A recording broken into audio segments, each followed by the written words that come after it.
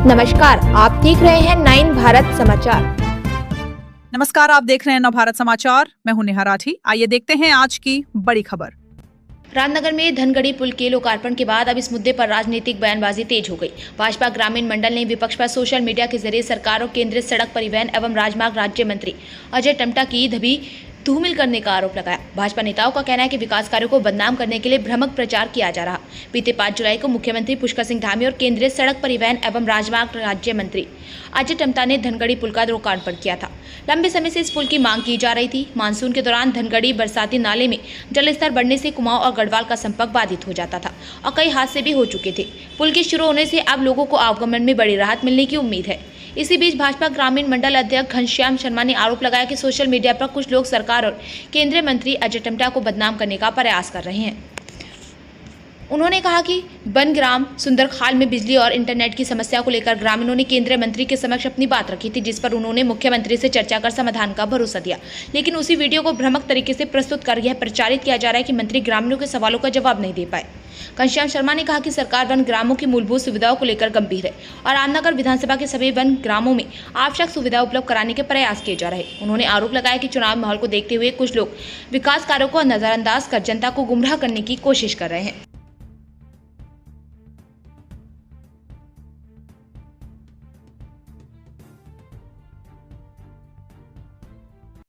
जो सुंदरखाल वाला विषय है,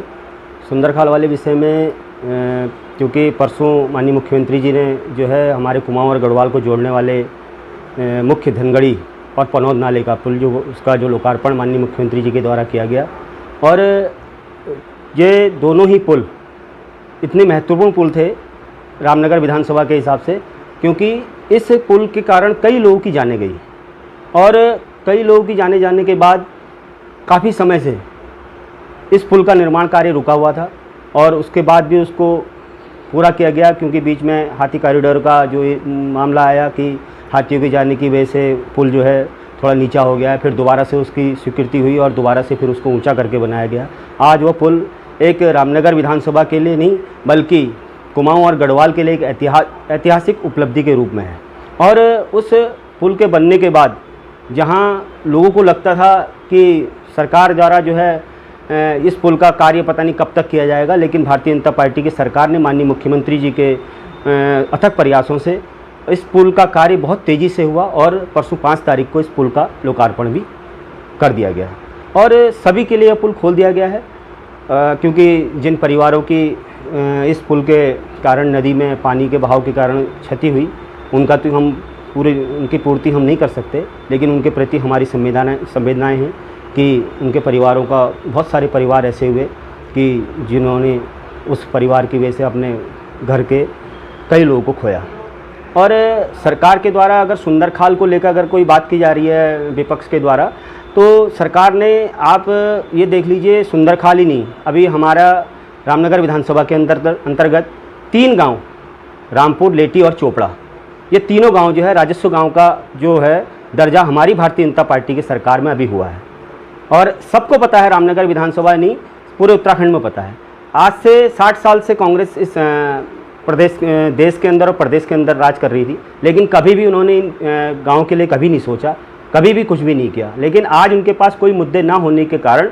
वो जो है छोटी छोटी बातों को लेकर कर रहे हैं कि वहाँ पर इंटरनेट की सुविधा और वहाँ पर लाइट की सुविधा। परसों माननीय मुख्यमंत्री जी के और माननीय सांसद जी के सामने कुछ लोगों ने वहाँ पर उस बात को रखा। वहाँ पर कुछ वन विभाग की कुछ दिक्कतें थी, उनको लेकर माननीय मुख्यमंत्री जी ने तुरंत उसका संज्ञान लिया और कल ही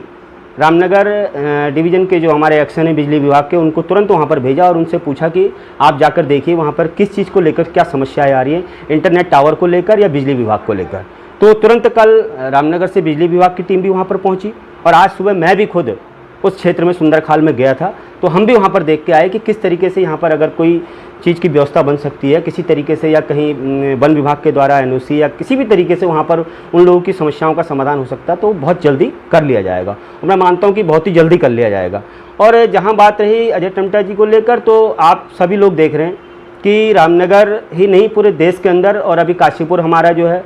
हाईवे जो है काशीपुर से रामनगर